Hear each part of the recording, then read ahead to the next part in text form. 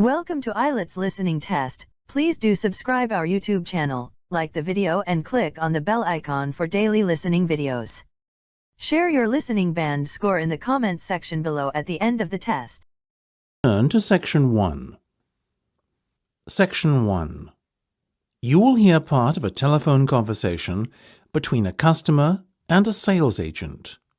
First, you have some time to look at questions 1 to 6.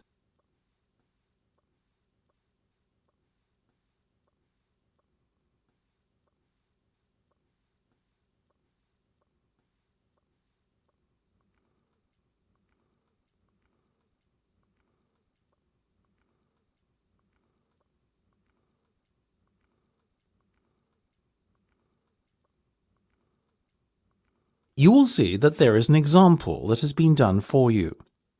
On this occasion only, the conversation relating to this will be played first.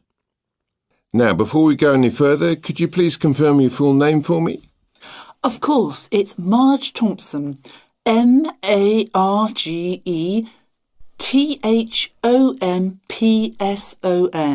Thank you, Marge. That's great.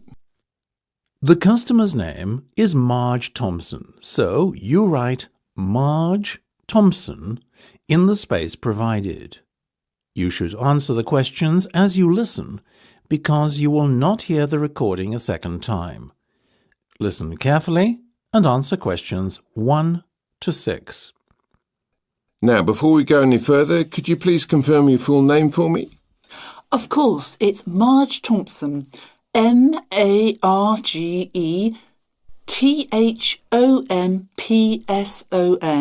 Thank you, Marge. That's great. Now, Marge, the next thing I'm going to do is provide you with a booking reference. You should quote this in any further communication you have with us. OK, just let me get a pen. Go ahead. Very well. It's 777 000 44 22.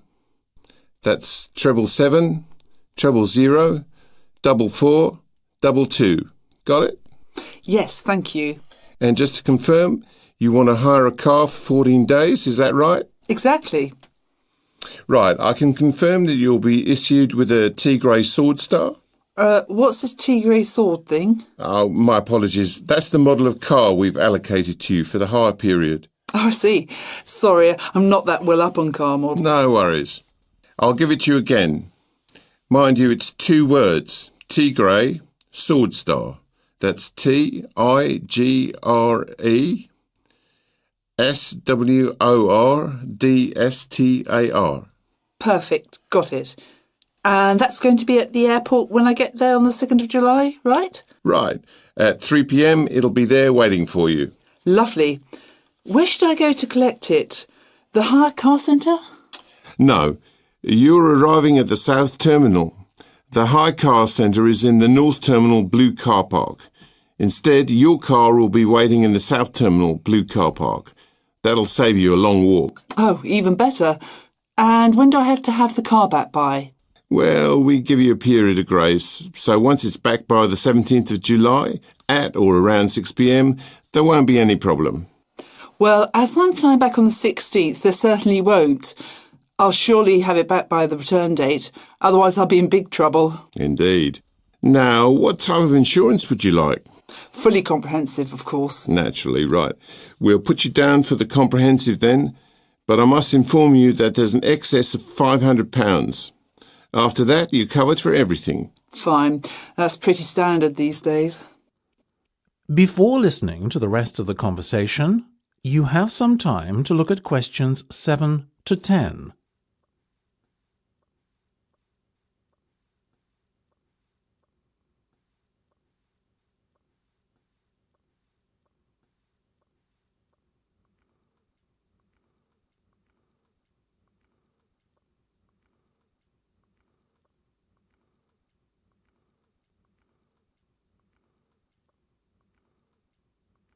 Now listen and answer questions 7 to 10. Now, Marge, how would you like to pay today? Do you accept cheques? Unfortunately not. Only a debit or credit card will suffice. OK. I have my debit card here. No worries. Excellent. Let me just give you a breakdown of the total cost now. It's £280 for the 14-day vehicle hire, and the insurance is an additional £75. Will you be needing a satellite navigation system? How much? £25. No, thank you. I'll use my own. I have one on my mobile. What about the roaming charges? That could amount to even more than £25. Good point. On second thoughts, I'll take the satellite navigation. I also need tyre chains. Is that correct? Not compulsory at this time of year. But I may be travelling up to very high altitudes in the Alps. In that case, perhaps you should hire them too. The chains will set you back another £25. No problem. So that's £405 by my calculation. We also have to include 12.5% tax, I'm afraid. Oh, well, if you must. So in total, that's £455.50. Now, let me just... That's the end of section 1. You have half a minute to check your answers.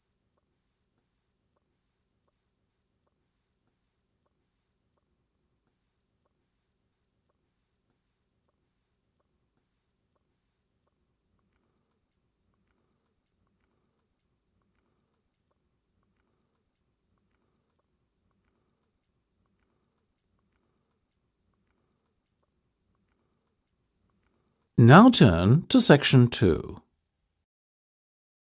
Section 2.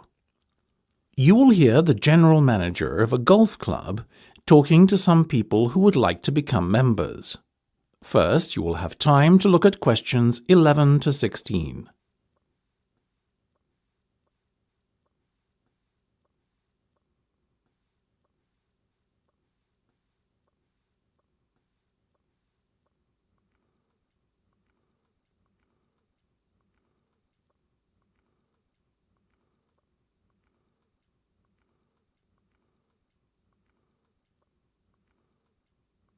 Now listen carefully and answer questions 11 to 16. Now, ladies and gentlemen, thank you for coming to this meeting. Demand for membership places has far exceeded our expectations this year, so it was decided to gather you all here together to go through the process step by step, once rather than many times with each of you individually. The first thing you need to do is not fill in the application form. This, you see, is a waste of time, unless you have found an application sponsor. Your sponsor must be an existing full member of the club. Now, once you have your sponsor, you should log on to our website and fill in and send through the membership form.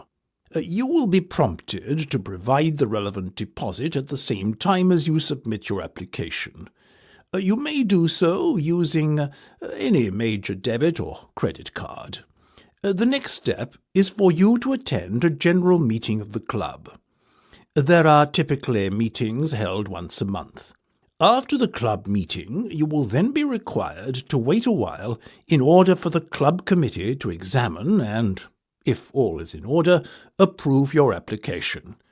It may be necessary to ask you to come forward for an additional interview before approval is granted, depending on the circumstances. Now, once you have been approved, you are almost a member of the club. All you need to do then is pay the remaining balance of your membership fee. Having done this, you are officially a member of Blainrow Golf Club. However, you cannot start to play in competitions until you have acquired your handicap. In order to do this, you must send in 3 cards. The committee will then issue you with a club handicap within 7 days on the basis of how you performed in each of the 3 rounds you played. Before you hear the rest of the discussion, you have some time to look at questions 17 to 20.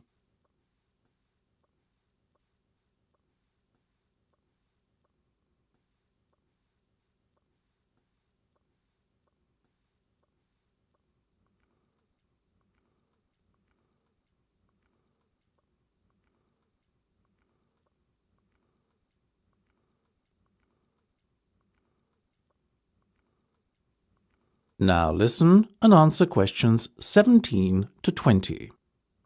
Now, I won't spend much more than a few minutes on this, but let's go through the different membership types quickly now.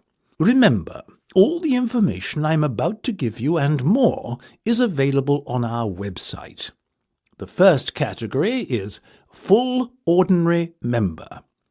Basically, this is a full membership that gives you full playing rights during competitions, and for casual golf as well.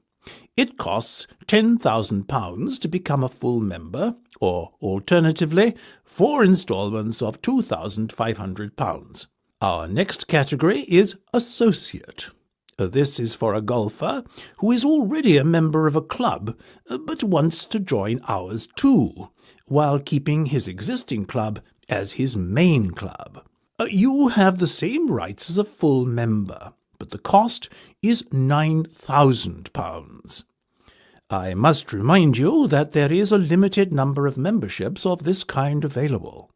5-day members pay £5,000 to join, and this payment can be put towards becoming a full member at a later date if you would like to upgrade your membership status. You enjoy full playing rights during casual play and can play in all weekday competitions. However, you cannot enter competitions at the weekend. Intermediate membership is open to golfers under the age of 25 and costs £1,800, as do the other remaining membership types: junior, senior, and overseas.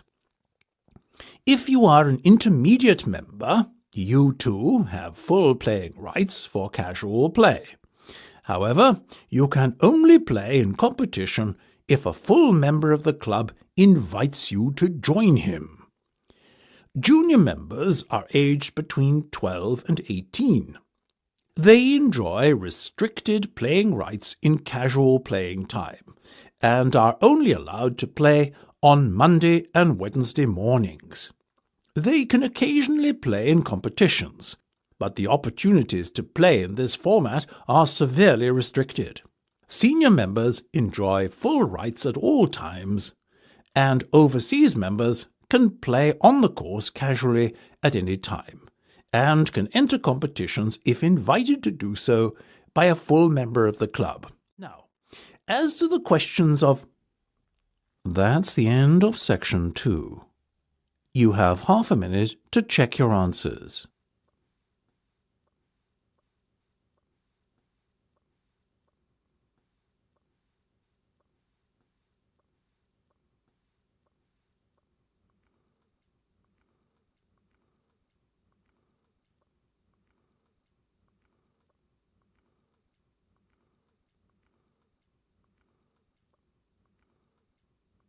Now turn to Section 3.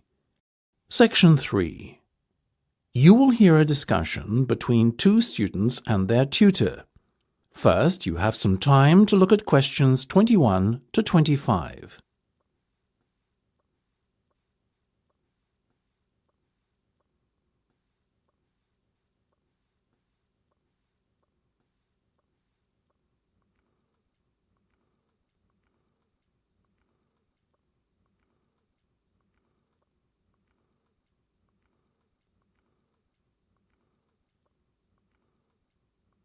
Now listen carefully and answer questions 21 to 25. Okay, guys. First off, well done. That was a very good presentation yesterday. Now I'm just going to ask you questions about it before I give you my feedback. That okay? Sure. Of course. Right. Well, in that case, tell me, Niall, why did you choose to talk about Rafael Nadal? To tell you the truth, I didn't. I think I'd better let Sheena handle this one. Sheena? Yes, it was my decision to pick Nadal. Now, that might be a strange choice for a presentation entitled Someone Who Inspired Me to Study Psychology, but... Yes, but I was going to say, it does seem rather an odd choice. Was it simply down to the fact that he's a sporting hero of yours and so a role model? You talk about him a lot, Sheena, so this much is clear. It's true, Nadal is someone I look up to, but my reasons for choosing him were totally professional. You see, I doubt perhaps in the history of tennis that there was ever a better match player than him, and that got me thinking, what is the secret to his success? How does he control his nerves so splendidly? The more we started to look into his background, the more I realised Sheena was right. Nadal was a perfect candidate for this study. He is, on so many levels, a very well-balanced character, and it was fascinating to gain an insight into the mind of this great champion over the last few weeks. I'll admit that I was at first somewhat unsure about whether or not I should back Sheena on this one, but it didn't take long for our research to put us at ease. So, while most of the students were researching Freud and other visionaries in the field of psychology and psychoanalysis, you were looking into a present-day sports star? Does that not strike you as a little odd? Of course, we knew it was a risk. After all, there was a danger that no one, least of all you, would take us seriously when we stood up on stage and started our presentation. That said, I think it is in the spirit of psychology to be inquisitive and adventurous and not just stick to the conventional. Otherwise, how would the field have come so far, as it has done already? Well, I must say, your risk certainly paid off. Yours was, without a shadow of a doubt, the most interesting and original presentation I saw. And judging by the reactions of the other students, I would have to say that everyone else was equally impressed. Thank you. I'm so glad you think so. Yes, but notwithstanding your excellent presentation content, we must remember that the marks for this project are awarded based on a number of criteria, and we'll examine those in a few minutes. But first, another question. Where did you find your sources? Well, and I don't quite know how we managed it, but we were able to secure a face-to-face interview with Nadal while he was over here for the Wimbledon Tennis Championship, so we weren't reliant on newspaper articles and interviews or any other forms of secondary sources. We did, however, find the library's sports archive an invaluable backup aid to help us fill in the gaps and piece together our interpretation of what makes Nadal such a mentally strong champion. Before you hear the rest of the discussion, you have some time to look at questions 26 to 30.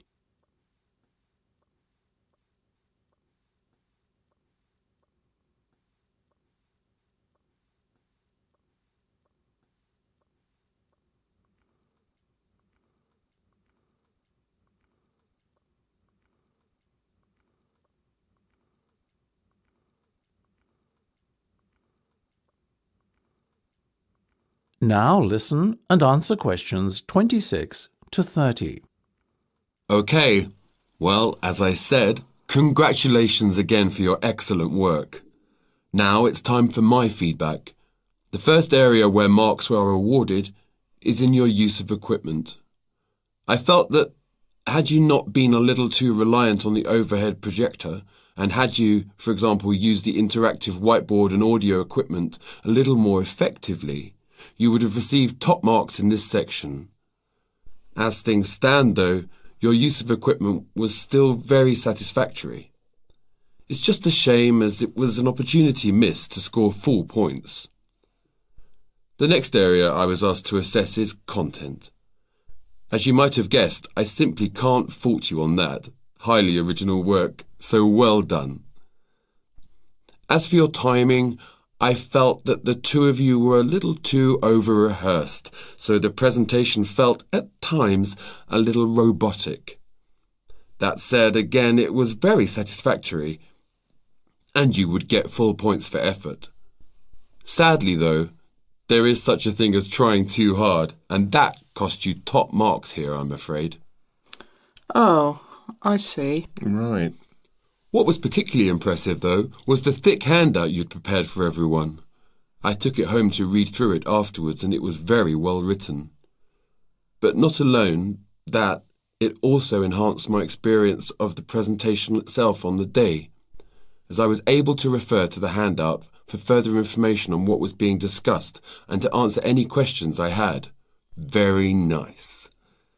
As for your level of interaction, well, you had so much that you were intent on packing into your 20-minute time slot that sadly you run out of time at the end, which left no room whatsoever for interaction and no one had the chance to ask you any questions.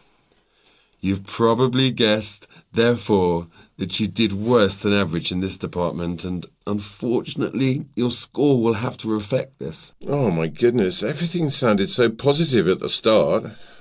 That is a big disappointment. We worked so hard. Now, don't be so quick to get deflated. Remember, your presentation skills only count for 15% of the project grade. Your score in this assessment, even if it were terrible, would still not be enough to prevent you from getting top marks overall. It's very hard to score well in the presentation assessment anyway, so believe me, you both did reasonably well. Thank you. I wish I felt like that. Yes, your feedback was very constructive. We're just a little disappointed with ourselves. Why? That's the end of section 3. You have half a minute to check your answers.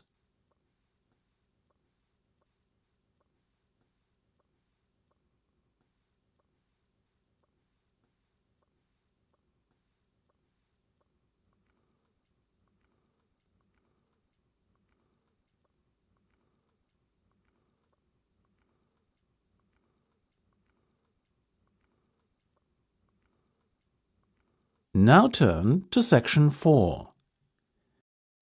Section 4. You will hear part of a talk on cat breeds. First, you have some time to look at questions 31 to 40.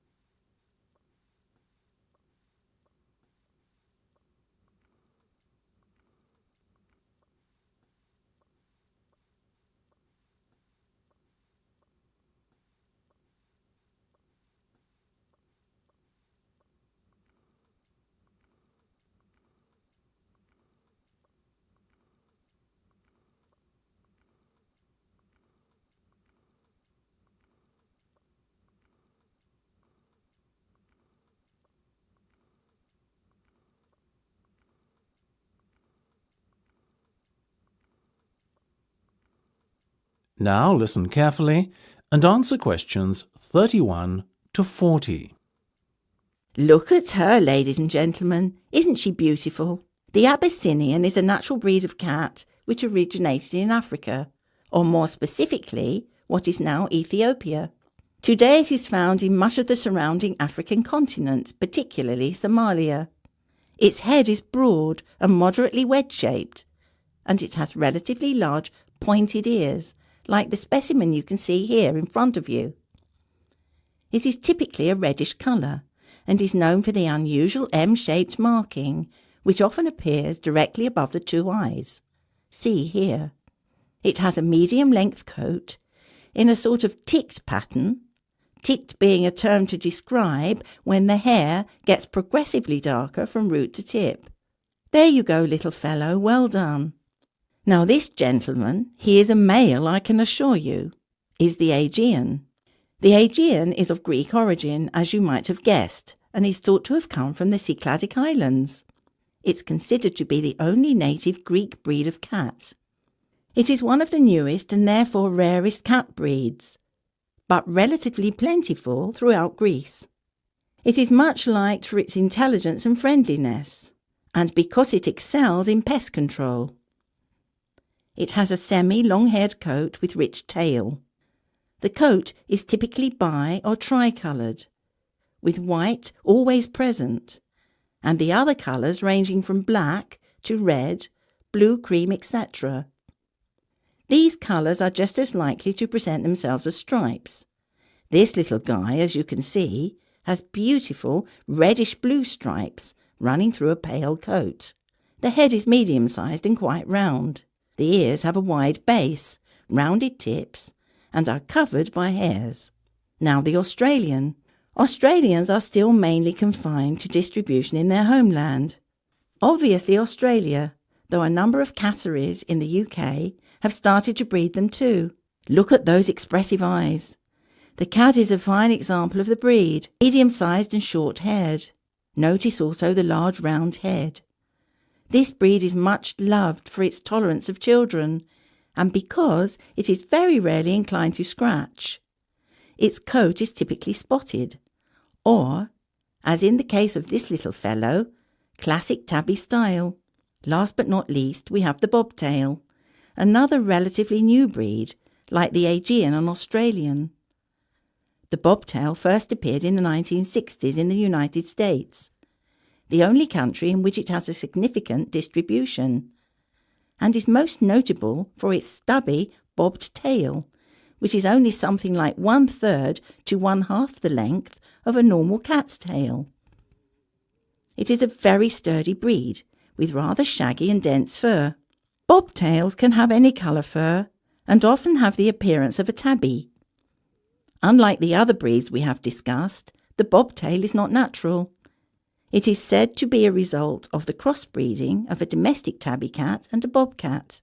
Such is the careful breeding the cat has undergone that it comes in all colours, and there are also both long and short-haired versions. If I had to recommend one of these breeds to you today, I would have to vouch for the Australian. After all, as all of us here are parents, we must surely agree that our children are our first consideration when it comes to purchasing a pet. What effect the animal will have on them, how will it react, etc. These are questions we all ask ourselves, and they are even more important when the child is very young. The Australian is simply unrivalled in the temperament department and is extremely unlikely to lose its composure and take a swipe at your child. That said, it is still a very rare breed in these parts, and as with all things in the world, rare equates to very expensive. So it may be beyond the price range some of you are prepared to pay. Surprisingly perhaps, though the bobtail is part lynx or bobcat, as they say in the States, it doesn't appear to have inherited any of the wildcat's aggressiveness, and therefore it makes an excellent second best as a pet you can allow to be around children. It is also considerably less expensive. The other two breeds we have talked about both make excellent house pets. However, hand on heart, I could not endorse either as a pet to have around young children. In my view, the child's safety is not something to gamble with. So, if you can afford the extra few quid to lay out for a bobtail, or better still, an Australian, do so. You won't regret it. That is the end of section 4. You now have half a minute to check your answers.